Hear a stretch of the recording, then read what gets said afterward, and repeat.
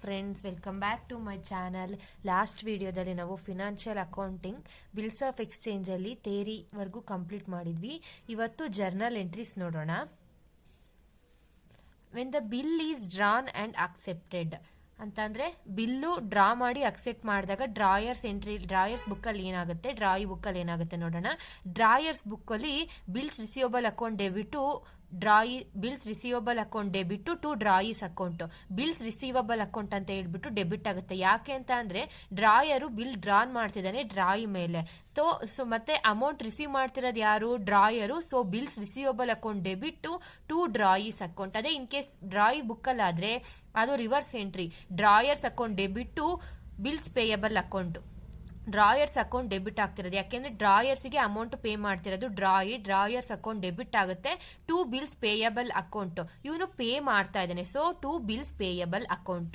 When the bill is duly honoured and maturity ಆದಾಗ bill ಅವಾಗ ಏನ್ ಎಂಟ್ರಿ ಬರುತ್ತೆ ಅಂದ್ರೆ bank account debit to bills receivable account. ಅಂದ್ರೆ ಬ್ಯಾಂಕ್ ಅಕೌಂಟ್, ಡ್ರಾಯರ್ಸ್ ಬ್ಯಾಂಕ್ ಅಕೌಂಟ್ಗೆ ಅಮೌಂಟ್ ಬರ್ತಾ ಇದೆ, ಸೊ ಡ್ರಾಯರು ಬ್ಯಾಂಕ್ ಅಕೌಂಟ್ ನ debit ಮಾಡ್ಕೊಂಡಿದ್ದಾನೆ.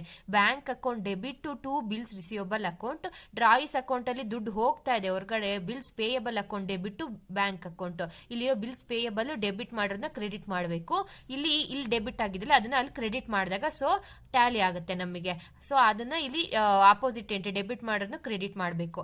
Next when the bill is endorse to a ಕ್ರೆಡಿಟರ್ಗೆ ಎನ್ರೋಸ್ ಮಾಡಿದಾಗ ಡ್ರಾಯರ್ಸ್ ಬುಕ್ ಅಲ್ಲಿ ಏನಾಗುತ್ತೆ ಅಂತ.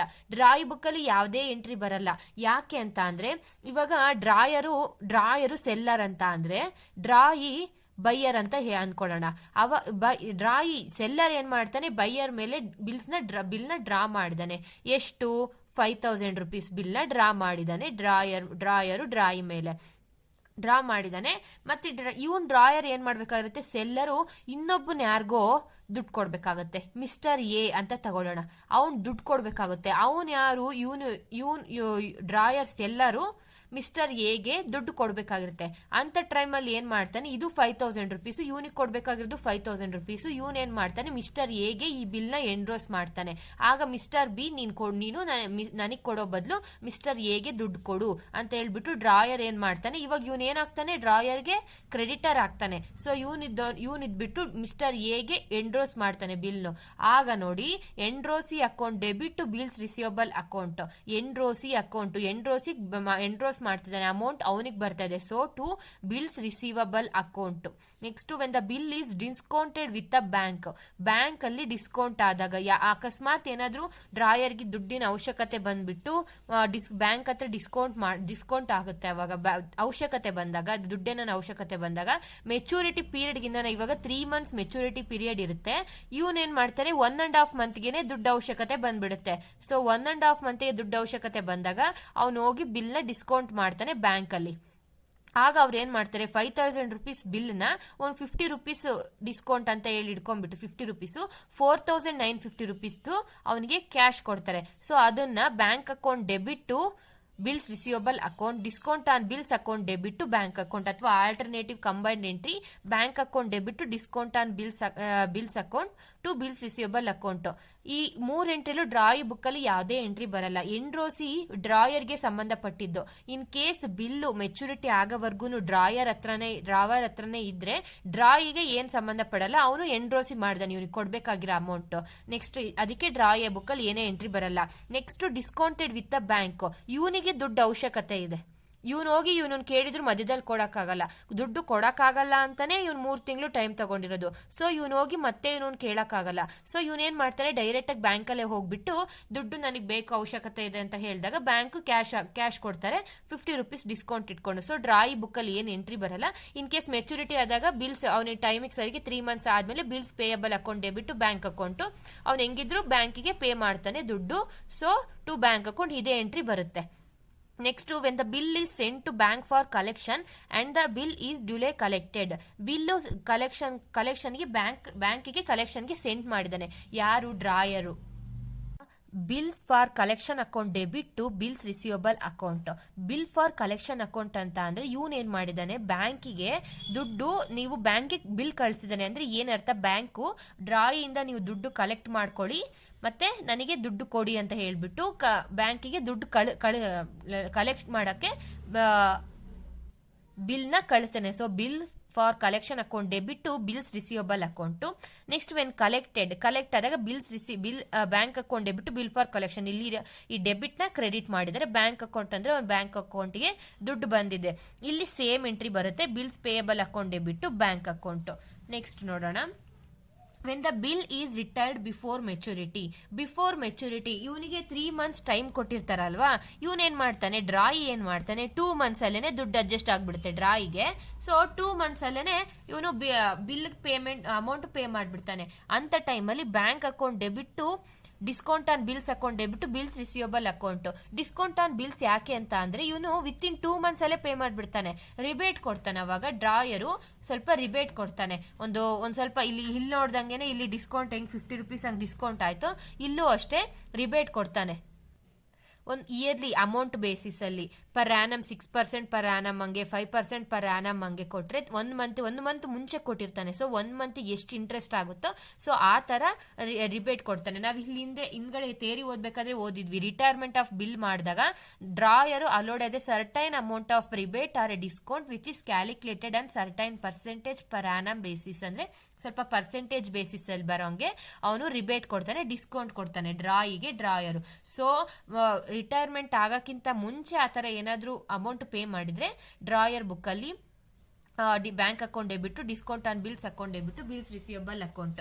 ಡ್ರಾಯಿ ಬುಕ್ ಅಲ್ಲಿ ಅದರ opposite entry bills payable account debit to bank account to discount on bills account. Bank account ಇವನಿಂದ amount ದುಡ್ಡು ಹೋಗ್ತಾ ಇದೆ, ಬಿಲ್ಸ್ ಪೇಯಬಲ್ ಆಗಿದೆ ಅಂತ ಹೇಳಿ. When the bill is dishonoured ಆಗೋಯ್ತು. ಡಿಸ್ಆನರ್ಡ್ ಯಾವಾಗ ಆಗುತ್ತೆ ಅಂದ್ರೆ ಡ್ರಾಯಿ ಅಕೌಂಟ್ ಅಲ್ಲಿ ದುಡ್ಡು ಇಲ್ಲದೆ ಇದ್ದಾಗ, ತಿರ್ಗಾ ಆಮೇಲೆ ಬಿಲ್ ಅಲ್ಲಿ ಏನಾದ್ರೂ ಮಿಸ್ಟೇಕ್ ಇದ್ದಾಗ ಡಿಸ್ಆನರ್ಡ್ ಆಗುತ್ತೆ.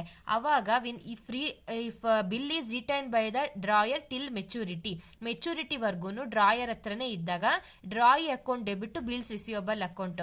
ಇವಾಗ ನಾವು ಬಿಲ್ಸ್ ಡ್ರಾ ಮಾಡಬೇಕಾದ್ರೆ bills receivable account debit to drawee account ಅಂತ ಮಾಡ್ತೀವಿ. ಸೊ ಅದು ರಿವರ್ಸ್ ಎಂಟ್ರಿ ಡಿಸ್ಆನರ್ಡ್ ಆದಾಗ drawee's account debit to bills receivable account. Drawee ಬುಕ್ಕಲ್ಲೂ ಅಷ್ಟೇ ಅದು ರಿವರ್ಸ್ ಎಂಟ್ರಿ ಬರುತ್ತೆ, bills payable account debit to drawers account. If discounted with a bank ಹತ್ರ discount ಆದಾಗ drawee's account debit to bank account. ಯಾಕೆ ಅಂತ ಅಂದ್ರೆ ಇನ್ ಕೇಸ್ ದುಡ್ಡು ಬಂದಿದ್ರೆ bank account debit to drawee's account ಅಂತ ಬರ್ತಿತ್ತು. ಸೊ ಇಲ್ಲಿ ಡಿಸ್ಕೌಂಟ್ ಆಗಿದೆ, drawee's account debit to bank account. ಎಲ್ಲಿ ಬಿಲ್ಲು ಎಲ್ಲೆಲ್ಲಿದ್ದಾಗ ಆ ಎಂಟ್ರಿ, ಇಲ್ಲಿ ಬಿಲ್ಲು ಮೆಚುರಿಟಿ ವರ್ಗೂನು ಡ್ರಾಯರ್ ಹತ್ರನೇ ಇತ್ತು. So to bills receivable account. ಇಲ್ಲಿ ಡಿಸ್ಕೌಂಟೆಡ್ ವಿತ್ ಬ್ಯಾಂಕ್ ಹತ್ರ ಡಿಸ್ಕೌಂಟ್ ಹೋಯ್ತು, ಅಲ್ಲಿ ಡಿಸ್ಆನರ್ಡ್ ಆಯ್ತು. So to bank account. ಇಲ್ಲಿ ಮಾತ್ರ ಸೇಮ್ ಎಂಟ್ರಿ ಬರುತ್ತೆ ಎಲ್ಲದಕ್ಕೂ. Bills payable account debit to drawers account. ಇಲ್ಲಿ ನೋಡಿ, if endorse to a credit drawer ಏನ್ ಮಾಡಿದ್ದ, ಅವ್ನ ಕ್ರೆಡಿಟರ್ಗೆ ಎನ್ರೋಸ್ ಮಾಡಿದ್ದ. Drawee's account debit to endorsee account. ಈಗ ಬಿಲ್ ಯಾರ ಹತ್ರ ಇದೆ, ಎನ್ರೋಸರ್ ಹತ್ರ ಇದೆ, ಕ್ರೆಡಿಟರ್ ಹತ್ರ ಇದೆ. ಸೊ ಎನ್ರೋಸಿ ಅಕೌಂಟ್ ಕ್ರೆಡಿಟ್ ಆಗಿದೆ. ಇಲ್ಲಿ ಮಾತ್ರ same entry, bills payable account debit to drawers account. If it sent for bank for ಕಲೆಕ್ಷನ್ಗೆ ಕಳಿಸಿದಾನೆ ಬಿಲ್ ನ ಡ್ರಾಯರ್, ಅವಾಗ ಎಲ್ಲಿತ್ತು, ಕಲೆಕ್ಷನ್ ಅಲ್ಲಿ ಇತ್ತು. So bill for collection account credit ಮಾಡಿದಾನೆ ನೋಡಿ, drawee's account debit to bill for collection account. ಇಲ್ಲಿ ಮಾತ್ರ bills payable account debit to drawers account. Drawee book ಅಲ್ಲಿ ಮಾತ್ರ ಸೇಮ್ ಎಂಟ್ರಿ ಬರುತ್ತೆ. ಈ ಡ್ರಾಯರ್ಸ್ ಬುಕ್ ಅಲ್ಲಿ ಆ ಟೈಮ್ ಅಲ್ಲಿ ಬಿಲ್ ಎಲ್ಲಿದ್ರೆ ಆ ಎಂಟ್ರಿನ ಕ್ರೆಡಿಟ್ ಮಾಡಬೇಕು. Next when noting charges are paid in dishonoured bill dishonoured ಆದಾಗ ನೋಟಿಂಗ್ ಚಾರ್ಜಸ್ ಅಂತ ಹೇಳ್ಬಿಟ್ಟು ಪೇ ಮಾಡಬೇಕು. ನೋಟಿಂಗ್ ಚಾರ್ಜಸ್ ಅಂತ ಹೇಳ್ಬಿಟ್ಟು ಇಲ್ಲಿ ಡಿಸ್ಆನರ್ಡ್ ಆದಾಗ ನಾವು ಫ್ಯಾಕ್ಟ್ ಏನಕ್ಕೆ ಡಿಸ್ಆನರ್ ಆಯ್ತು ಅದ್ರ ಕಾರಣ ಬಂದ್ಬಿಟ್ಟು ನೋಟರಿ ಪಬ್ಲಿಕ್ ಅಲ್ಲಿ ನಾವು ಎಂಟ್ರಿ ಮಾಡ್ತೀವಿ, ರೆಕಾರ್ಡ್ ಮಾಡ್ತೀವಿ. ನೋಟರಿ ಪಬ್ಲಿಕ್ ಅಲ್ಲಿ ಅದನ್ನ ನೋಟಿಂಗ್ ಅಂತ ಕರೀತಾರೆ. ಅದಕ್ಕೊಂದ್ ಸ್ವಲ್ಪ ಚಾರ್ಜ್ ಮಾಡ್ತಾರೆ ದುಡ್ಡನ್ನ, ಅದನ್ನೇ ನೋಟಿಂಗ್ ಚಾರ್ಜಸ್ ಅಂತ ಹೇಳ್ಬಿಟ್ಟು ಕರೀತಾರೆ. In case noting charges bank pay ಮಾಡಿದ್ರೆ ಏನಾಗುತ್ತೆ, ಡ್ರಾಯರ್ ಪೇ ಮಾಡಿದ್ರೆ ಏನಾಗುತ್ತೆ ಅಂತ ನೋಡಿ. ಇಫ್ ಪೇಡ್ ಬೈ ಡ್ರಾಯರ್ ಏನನ್ನ ಪೇ ಮಾಡಿದ್ರೆ drawee's account debit to bank account. Drawee's account ಯಾಕೆ ಅಂತಂದ್ರೆ ಡ್ರಾಯಿ ಕೊಡ್ಬೇಕಾಗಿದೆ ದುಡ್ಡು, debit all expenses and losses. Drawee ದುಡ್ಡು ಕೊಡ್ಬೇಕು, ಡ್ರಾಯಿಗೆ ಅದೇನ್ expense. So drawee's account debit to bank account. In case drawer ಏನನ್ನ ಪೇಡ್ ಮಾಡಿದ್ರೆ ಇವನ್ರಲ್ಲಿ ಏನ್ ಬರುತ್ತೆ, noting charges account debit to drawers account. Direct ಆಗಿ ನೋಟಿಂಗ್ ಚಾರ್ಜಸ್ ಎಕ್ಸ್ಪೆನ್ಸ್ ಅಲ್ಲ ಇವನಿಗೆ, noting charges account debit to drawers account. Drawers account ಅಂತ ಅಂದ್ರೆ ಡ್ರಾಯರ್ಸ್ ಪೇ ಮಾಡಿರ್ತಾನೆ, ಆಮೇಲೆ ಇವನೇನ್ ಮಾಡ್ತಾನೆ ರಿಯಂಬರ್ಸ್ ಮಾಡ್ತಾನೆ. So to drawers account credit ಆಗಿದೆ. If paid by endorsee pay ಮಾಡಿದ್ರೆ drawer's account debit endorsee account. ಇಲ್ಲಿ noting charges account debit drawer account. ಎಂಡ್ರೋಸಿಗೂ ಡ್ರಾಯಿಗೂ ಸಂಬಂಧ ಇಲ್ಲ, ಏನಿದ್ರು ಬಿಲ್ ಎಂಡ್ರೋಸ್ ಮಾಡಿರೋದು ಯಾರು ಡ್ರಾಯರ್ಸ್. ಸೊ ಡ್ರಾಯಿಗೂ ಎಂಡ್ರೋಸಿಗೂ ಸಂಬಂಧ ಇಲ್ಲ. ಇವನು ಏನ್ ಎಂಡ್ರೋಸಿ ಆದ್ರೂ ಇವನ್ ಮಾತ್ರ noting charges account debit drawer's account ಅಂತ ಸೇಮ್ ಎಂಟ್ರಿ ಬರುತ್ತೆ. ಇನ್ ಕೇಸ್ ಡ್ರಾಯರ್ ಬುಕ್ ಅಲ್ಲಾದ್ರೆ drawee's account debit endorsee account. If paid by discounting bank pay ಮಾಡಿದೆ, so drawee's account debit bank account. ಇಲ್ಲಿ same entry noting charges account debit drawer's account. When the bill is renewed for further period, ಇವನು 3 months time ಕೊಟ್ಟಿದ್ರು, ಇವನ್ಗೇನು 3 months ಅಲ್ಲೂ ಮಾಡಕ್ಕಾಗ್ಲ, ನನ್ಗೆ ಇನ್ನ 2 ತಿಂಗಳು ಬೇಕು, ನನಗೆ ಕಟ್ಟಕ್ ಆಗ್ತಿಲ್ಲ ನನಗೆ ಅಂತ ಹೇಳಿದಾಗ ರಿನ್ಯೂ ಮಾಡ್ಕೊಳಕ್ ಬರ್ತಾನೆ. ರಿನ್ಯೂ ಮಾಡ್ಕೊಳಕ್ಕೆ 3 months ಆಗಿ ಅಂದ್ರೆ ಇವಾಗ ಫಸ್ಟ್ ಜನವರಿ ಬಿಲ್ ಡ್ರಾ ಮಾಡಿರ್ತಾರೆ. ಸೊ ಜನವರಿ 3 months ಅಂತ ಅಂದ್ರೆ ಎಷ್ಟಾಗುತ್ತೆ, ಏಪ್ರಿಲ್ ಆಗುತ್ತೆ. ಫಸ್ಟ್ ಏಪ್ರಿಲ್ ಆಗುತ್ತೆ. ಸೊ ಫಸ್ಟ್ ಏಪ್ರಿಲ್ ಅಥವಾ ಇವನೇನ್ ಮಾಡ್ತಾನೆ 30 ಮಾರ್ಚಿಗೆ ಬರ್ತಾನೆ ಡ್ರಾಯರ್ ಹತ್ರ, ನನಗೆ ಪೇ ಮಾಡಕ್ ಆಗ್ತಾ ಇಲ್ಲ, ಇನ್ನ ಬಿಲ್ನ ಇನ್ನ ಎಕ್ಸ್ಟೆಂಡ್ ಮಾಡಿ, ಟೈಮ್ನ ರಿನ್ಯೂ ಮಾಡಿ ಅಂತ ಹೇಳ್ಬಿಟ್ಟು. ಅವಾಗ ಏನಾಗುತ್ತೆ, for cancellation of a old bill drawee's account debit bills receivable account. ನಾವಿಲ್ಲಿ ಡಿಸಾನರ್ ಆದಾಗೂ ಇದೇ ಎಂಟ್ರಿ ಮಾಡಿದ್ವಿ, ರಿವರ್ಸ್ ಎಂಟ್ರಿ. ಡ್ರಾ ಮಾಡಿದಾಗ ಏನ್ ಎಂಟ್ರಿ ಮಾಡ್ತೀವೋ ಕ್ಯಾನ್ಸಲ್ ಆದಾಗ ಅದು ರಿವರ್ಸ್ ಎಂಟ್ರಿ, ಡಿಸಾನರ್ ಆದಾಗೂ ಅದು ರಿವರ್ಸ್ ಎಂಟ್ರಿ ಮಾಡಬೇಕು. Drawee's account debit bills receivable account. Drawee ಬುಕ್ಕಲ್ಲೂ ಅಷ್ಟೇ reverse entry. Bills payable account debit to drawers account. For interest ಅಂತ ಎಕ್ಸ್ಟೆಂಡೆಡ್ ಪೀರಿಯಡ್ ಅಂತಂದ್ರೆ 2 months ಎಕ್ಸ್ಟೆಂಡ್ ಮಾಡಿದ್ದಾರೆ. ಈ 2 monthsಗೆ ಅವನು ಇಂಟ್ರೆಸ್ಟ್ ಪೇ ಮಾಡ್ಬೇಕಾಗುತ್ತೆ. ಅವ್ನು ಹೇಳ್ತಾನೆ ಇಂಟ್ರೆಸ್ಟ್ ಪೇ ಮಾಡ್ತೀವಿ, ನಾವಿಲ್ಲಿ ಓದಿದ್ವಿ ರಿನಿವಲ್ ಬಿಲ್ ಅಲ್ಲಿ 2 monthsಗೆ ಇಂಟ್ರೆಸ್ಟ್ ಪೇ ಮಾಡ್ತೀನಿ, ನಾನು ನಿಮಗೆ ಎಕ್ಸ್ಟೆಂಡ್ ಮಾಡಿ ಟೈಮು ಅಂತ ಹೇಳ್ಬಿಟ್ಟು. ಸೊ ಎಕ್ಸ್ಟೆಂಡ್ ಮಾಡಿದ್ದಾಗ drawee's account debit interest account. Interest ಬರ್ತಾ ಇದೆ, ಸೊ ಯಾರಿಗೆ ಬರ್ತಾ ಇರೋದು, ಡ್ರಾಯರ್ಸ್ಗೆ ಇಂಟ್ರೆಸ್ಟ್ ಬರ್ತಾ ಇದೆ. Debit all expenses and losses, credit all incomes and gains. So credit ಮಾಡಿದಾನೆ ಇಂಟ್ರೆಸ್ಟ್ ಅಕೌಂಟ್. ಇವನಿಗೆ ಡ್ರಾಯಿಗೆ ಹೋಗ್ತಾ ಇದೆ ದುಡ್ಡು, so drawee account debit interest account. ಇಲ್ಲಿ ಇಂಟ್ರೆಸ್ಟ್ ಇವನಿಗೆ ಎಕ್ಸ್ಪೆನ್ಸ್ ಆಗುತ್ತೆ ಡ್ರಾಯಿಗೆ. So drawee's account debit drawer's account. For drawing the new ಬಿಲ್ಗೆ ಮಾಮೂಲಿ ನಾವು ಬಿಲ್ ಯಾವ ತರ ಡ್ರಾ ಮಾಡಿದಾಗ ಎಂಟ್ರಿ ಬರುತ್ತೋ ಅದೇ entry. Bills receivable account debit to drawee's account. ಈ ಕಡೆ drawer's account debit bills receivable account. ಒಂದು ಇಲಸ್ಟ್ರೇಷನ್ ನೋಡೋಣ, ಅರ್ಥ ಆಗುತ್ತೆ. Illustration 1 on 1/4/2017 A draw a bill on B for 1 lakh 3 months after date. 1 lakhಗೆ 3 months after dateಗೆ ನೋಡಿ 1/4/2017 ಅಂತ ಅಂದ್ರೆ, ಸೊ 3 months ಯಾವಾಗ ಆಗುತ್ತೆ, 1/7/2017 3 monthsಗೆ 17 ವರ್ಗೂನು ಅಂತಂದ್ರೆ ಇಲ್ಲಿ ಏಪ್ರಿಲ್ ಅಲ್ಲಿ ಮಾಡಿದಾನೆ, ಇದು ಬಂದ್ಬಿಟ್ಟು ಜುಲೈ ವರ್ಗೂನು. B accept the bill, signs on it and returns to A ಅಂದ್ರೆ ಬಿ ಅಕ್ಸೆಪ್ಟ್ ಮಾಡ್ತಾನೆ, ರಿಟರ್ನ್ಸ್ ಟು ಎ ಅಂದ್ರೆ ಟಿಲ್ ಮೆಚುರಿಟಿ ವರ್ಗು ಬಿ ಏನೇ ಇಟ್ಕೊಂಡಿರ್ತಾನೆ ಬಿಲ್ ನ ಅಂತ ಅರ್ಥ. Pass necessary journal entries in the books of A and B in each following cases. A ಮತ್ತೆ ಬಿ ಇಬ್ರು ಬುಕ್ ಅಲ್ಲೂ ಎಂಟ್ರೀಸ್ ಪಾಸ್ ಮಾಡಬೇಕು. The bill is hold by A till maturity ವರ್ಗು ಬಿಲ್ಲು ಎ ಇಟ್ಕೊಂಡಿದ್ರೆ ಏನಾಗುತ್ತೆ, the bill is discounted with bank on 4/4/2017 at discounted 6% per annum. 4 ಅಂದ್ರೆ with in 3 daysಗೆ B ಯಾರು ಮಾಡೋದು, drawer ಹತ್ರನೇ ಬಿಲ್ ಇದೆ. ಸೊ ಡ್ರಾಯರ್ನೇನೆ ಬಿಲ್ ಡಿಸ್ಕೌಂಟ್ ಮಾಡ್ಕೊಂಡಿದ್ದಾನೆ ವಿತ್ ಇನ್ 3 daysಗೆ 6% per annum discount. The bill is endorsed to C to make a final payment of a due of 1,05,000.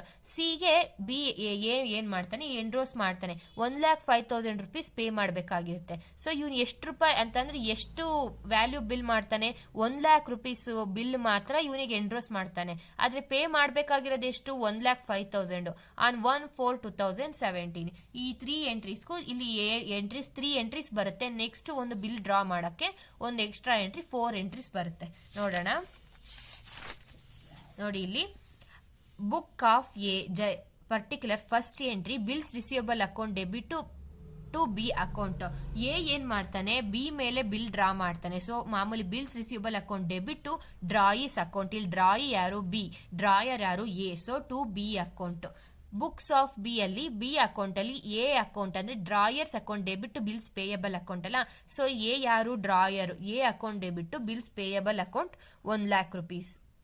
ಇದು first entry. ಎಲ್ಲಾ ಕ್ವಶನ್ ಅಲ್ಲೂ ಇದು first entry. First A draw ಮಾಡಿದ್ಮೇಲೆ ಮುಂಚೆ ಏನಿದ್ರು ಮಾಡಕ್ಕಾಗೋದು. So first entry bill draw ಮಾಡಕ್ಕೆ, ಇದು ಬಿಲ್ ಅಕ್ಸೆಪ್ಟ್ ಮಾಡಕ್ಕೆ. Next when the bill is the bill is old by A till maturity. A ಹತ್ರನೇ ಮೆಚುರಿಟಿ ವರ್ಗೂ ಇದ್ದಾಗ ಏನಾಗುತ್ತೆ, cash account debit to 1,00,000 to bills receivable account, cash or bank account ಎರಡು ಬರುತ್ತೆ. To bill receivable account, ಈ debit to credit ಮಾಡಿದರೆ to bills receivable account ಇದ್ರ opposite entry. Cash ಏನು ಬರ್ತಾ ಇದೆ ಎಗೆ, ಸೊ ಇಲ್ಲಿ ಕ್ಯಾಶ್ ಹೋಗ್ತಾ ಇದೆ ಬಿ ಇಂದ, so bills payable account debit to cash account 1,00,000. Next B ಏನ್ ಮಾಡ್ತಾನೆ, ವಿತ್ ಇನ್ 3 days ಅಲ್ಲೇನೆ the bill is discounted with a bank on 4/4/2017 at discounted 6% annum. 6% per ಆನಮ್ಗೆ ಬಿ ಏನ್ ಮಾಡ್ತಾನೆ, ಡಿಸ್ಕೌಂಟ್ ಮಾಡ್ಕೊಂತಾನೆ, ದುಡ್ಡು ಡಿಸ್ಕೌಂಟ್ ಮಾಡ್ತಾನೆ. ಸೊ ನೋಡಿ, ಬ್ಯಾಂಕ್ ಅಕೌಂಟ್ ಡೆಬಿಟ್ 98,500. ಯಾಕೆ ಅಂತ ಅಂದ್ರೆ 1,00,000 rupees bill into 6% per annum, 6/100 per ಆನಮ್ಗೆ 6%. 3 monthsಗೆ ಎಷ್ಟಾಗುತ್ತೆ, 3/12. 3 months ಮಾಡಬೇಕು, ಯಾಕೆಂದ್ರೆ ವಿತ್ ಇನ್ 3 days ಅಲ್ಲೇ ಅವನು ಬಿಲ್ ನ ಡಿಸ್ಕೌಂಟ್ ಮಾಡ್ಕೊಂಡಿದ್ದಾನೆ. ಇನ್ ಕೇಸ್ ಅವ್ರು ಕೊಟ್ಟಿರೋದಿಲ್ಲಿ 4/4/2017 ಅಂತ ಕೊಟ್ಟಿದ್ದಾರೆ. ಇನ್ ಕೇಸ್ 4/5/2017 ಮಾಡಿದಾಗ 2/12 ಅಂತ ಮಾಡ್ಬೇಕಿತ್ತು. 4/4/2017 ಅಂದ್ರೆ 3 months ಅಂತಾನೆ ತಗೋಬೇಕು. ವಿತ್ ಇನ್ 3 days ಅಲ್ಲೇ ಅವನು ಡಿಸ್ಕೌಂಟ್ ಮಾಡ್ಕೊಂಡಿದ್ದಾನೆ. ಮಾಡಿದಾಗ ನಮಗೆ 98,500 rupees ಬರುತ್ತೆ. ಡಿಸ್ಕೌಂಟ್ ಆನ್ ಬಿಲ್ 1,500 rupees ಬಂದಾಗ ಟು ಬಿಲ್ಸ್ ರಿಸೀವಬಲ್ ಅಕೌಂಟ್ 1,00,000. ಇವನು ಅಂದ್ರೆ ಬುಕ್ಸ್ ಆಫ್ ಬಿ ಡ್ರಾಯಿಸ್ ಅಕೌಂಟ್ ಅಲ್ಲಿ ಯಾವುದೇ ಎಂಟ್ರಿ ಬರಲ್ಲ. ಯಾಕೆ ಅಂತ ಅಂದ್ರೆ 3 months ಟೈಮ್ ಕೊಟ್ಟಿದ್ದಾನೆ, 3 months ಟೈಮ್ ಕೇಳಿದಾನೆ ಡ್ರಾಯಿ. ಅದಕ್ಕೇನೆ 3 months ಟೈಮ್ ಕೇಳಿರೋದಕ್ಕೇನೆ ಇವನ್ಗೆ ಬೇಗ ಪೇ ಮಾಡಕ್ ಆಗಲ್ಲ ಅಂತ ಇವನ್ ಏನ್ ಮಾಡಿದಾನೆ, ಬ್ಯಾಂಕ್ ಅಲ್ಲಿ ಹೋಗಿದ್ದಾನೆ, ಅಮೌಂಟ್ ಬಿಡಿಸ್ಕೊ ಬಂದಿದ್ದಾನೆ. ನೆಕ್ಸ್ಟ್ ಸಿ ಎಂಟ್ರಿ ಏನು, the bill is endorsed to C to make a final settlement of due of 1,05,000 ಆನ್ 1/4/2017.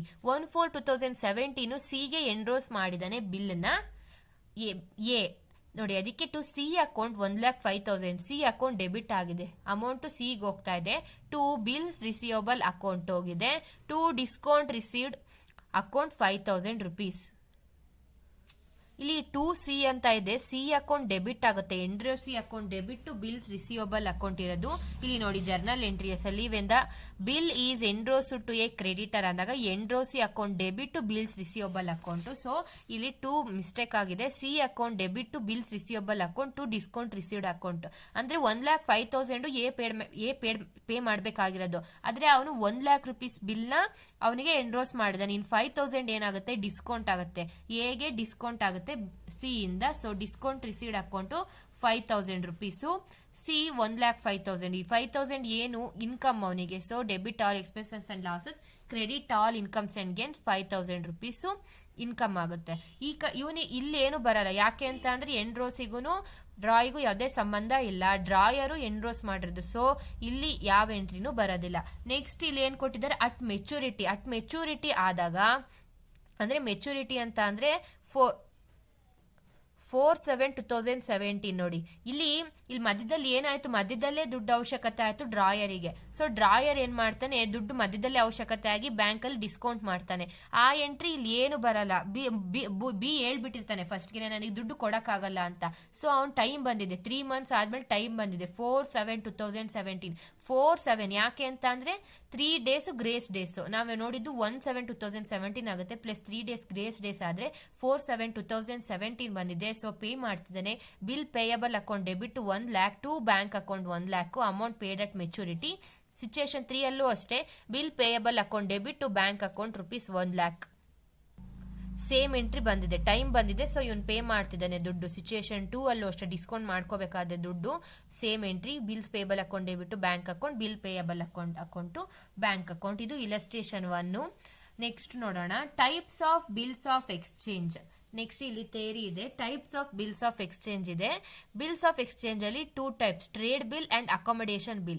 ಟ್ರೇಡ್ ಬಿಲ್ ಅಂತ ಅಂದ್ರೆ ನಾವು ಹಿಂದೆ ಜರ್ನಲ್ ಎಂಟ್ರೀಸ್ ನೋಡಿದ್ವಲ್ಲ, ಆ ತರ ಟ್ರಾನ್ಸಾಕ್ಷನ್ಸ್ ಬರುತ್ತೆ ಟ್ರೇಡ್ ಬಿಲ್ ಅಲ್ಲಿ. ಸೊ ಆ ತರ ಟ್ರೀಟ್ ಮಾಡಬೇಕು ಟ್ರೇಡ್ ಬಿಲ್ ಅಂತ ಅಂದ್ರೆ ಸೆಲ್ಲರ್ ಮತ್ತೆ ಬೈಯರ್. ಸೆಲ್ಲರ್ ಬೈಯರ್ ಅಂತಾನೆ ಅಲ್ಲ, ಟ್ರೇಡ್ ಅಂತ ಅಂದ್ರೆ ನಾವೇನ ಗೂಡ್ಸ್ ಪರ್ಚೇಸ್ ಮಾಡಿದಾಗ ಗೂಡ್ಸ್ ಅದನ್ನ ಟ್ರೇಡ್ ಅಂತ ಹೇಳ್ತೀವಲ್ಲ. ಸೊ ಟ್ರೇಡ್ ಬಿಲ್ ನೇಮೇ ಹೇಳ್ತಾ ಇದೆ, ಟ್ರೇಡ್ ಮಾಡಿದಾಗ ಮಾಡೋ ಬಿಲ್ ನ ಟ್ರೇಡ್ ಬಿಲ್. ಅಕಾಮಡೇಷನ್ ಬಿಲ್ ಅಂತ ಅಂದ್ರೆ ಇಲ್ಲಿ ಎ ಇರ್ತಾನೆ, ಎ ಮತ್ತೆ ಬಿ ಇವರಿಬ್ರು ಇರ್ತಾರೆ, ಇವರಿಬ್ರು ಫ್ರೆಂಡ್ಸ್. ಬಿಗೆ ಏನ್ ಬೇಕು, ದುಡ್ಡು ಬೇಕಾಗಿರುತ್ತೆ, ಅವಶ್ಯಕತೆ ಇರುತ್ತೆ ಬಿಗೆ. ಸೊ ಬಿ ಬಂದ್ಬಿಟ್ಟು ಹೇಗೆ ಕೇಳ್ತಾನೆ, ನನ್ನ ದುಡ್ಡು ಬೇಕಿದೆ, ದುಡ್ಡು ಕೊಡಕ್ ಆಗತ್ತಾ ಅಂತ. ಸೊ ನನ್ನ ಹತ್ರ ಇವಾಗ ಸದ್ಯಕ್ಕೆ ದುಡ್ಡಿಲ್ಲ ಅಂದಾಗ ಏನ್ ಮಾಡ್ತಾನೆ, ಇವರಿಬ್ರಲ್ಲಿ ಬಿ ಆಗ್ಲಿ ಎ ಆಗ್ಲಿ ಒಬ್ರ ಮೇಲೆ ಒಬ್ರು ಬಿಲ್ ನ ಡ್ರಾ ಮಾಡ್ತಾರೆ. ಇನ್ ಕೇಸ್ ಏನೇ ಡ್ರಾ ಮಾಡ್ತಾನೆ ಅನ್ಕೊಳ್ಳೋಣ, ಎ ಬಿ ಮೇಲೆ ಬಿಲ್ ನ ಡ್ರಾ ಮಾಡ್ತಾನೆ. ಸೊ ಬಿಲ್ ಡ್ರಾ ಮಾಡ್ತಾನೆ, ಎಷ್ಟು 5000 ರುಪೀಸ್ಗೆ ಡ್ರಾ ಮಾಡ್ತಾನೆ ದುಡ್ಡು ಅಂತ ಹೇಳೋಣ. 5000 ರುಪೀಸ್ ಬಿಲ್ ಡ್ರಾ ಮಾಡಿದಾಗ ಎಷ್ಟು ಮಂತ್ಸಿಗೆ, 3 ಮಂತ್ಸಿಗೆ, ಎಷ್ಟು ಮಂತ್ಸಿಗಾದ್ರೂ ಆಗ್ಲಿ ಇವನಿಗೆ ದುಡ್ಡು ಇವಾಗ ಅವಶ್ಯಕತೆ ಇದೆ. ಬಿ ಏನ್ ಮಾಡ್ತಾನೆ, ಹೋಗ್ತಾನೆ ಬ್ಯಾಂಕಿಗೆ ಹೋದಾಗ ಅವ್ರು ಎಷ್ಟು ಕೊಡ್ತಾರೆ, 4950.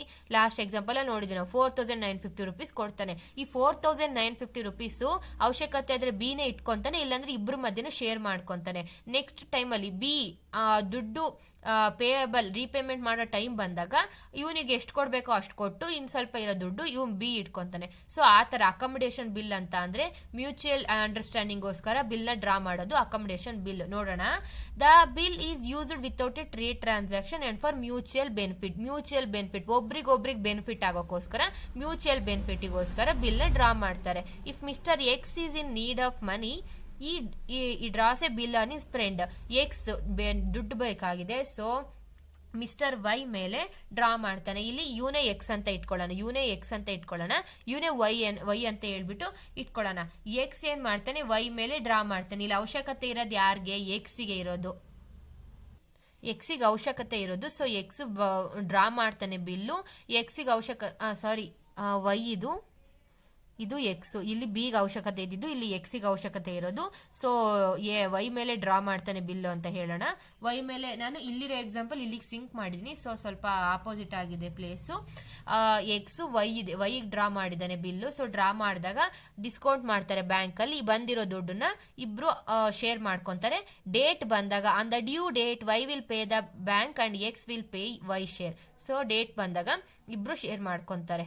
ಲಾ generally does not recognise such bills ಅಂತ ಎಕ್ಸಾಂಪಲ್ ಕೊಟ್ಟಿದ್ದಾರೆ ಅಷ್ಟೇ ನಮಗೆ ಇವರು. Proportionate discount charges. Next, if the date of maturity of a bill falls on the date of a month within the accounting year, discounting of bill can be done without any problem. ಇಲ್ಲಿ ಏನ್ ಹೇಳಿದ್ದಾರೆ, in case ಅಂತ ಅಂದ್ರೆ ಇಲ್ಲಿ discounting charges 2 accounting period involve ಆದಾಗ ಏನಂತಂದ್ರೆ at the end November ಅಲ್ಲೋ ಅಥವಾ ಡಿಸೆಂಬರ್ ಅಲ್ಲೋ ಬಿಲ್ ಡ್ರಾ ಮಾಡಿ ನೆಕ್ಸ್ಟ್ ಇಯರ್ಗೆ ಮೆಚುರಿಟಿ ಡೇಟ್ ಆ ತರ ಬರೋದೇನಾದ್ರೂ ಬಂದಾಗ ಅಥವಾ ಡಿಸ್ಕೌಂಟ್ ಮಾಡಿದಾಗ ಅಲ್ಲಿ 2 ಅಕೌಂಟಿಂಗ್ ಪೀರಿಯಡ್ ಆಗುತ್ತೆ. ಅಂತ ಟೈಮಲ್ಲಿ ಏನಾಗುತ್ತೆ ಅಂತ ಹೇಳ್ಬಿಟ್ಟು ನೋಡಿ, ಇಲ್ಲಿ if the date of maturity of a bill falls on the date of month within the accounting year, accounting same year ಅಲ್ಲೇನೆ ಅಥವಾ discounting of bill can be done without any problem. But when the date of maturity falls on a month of the next year, that is the due date falls in the 2 accounting period, problem will arise. In such situation, proportionate amount of discount will be charged to profit and loss account.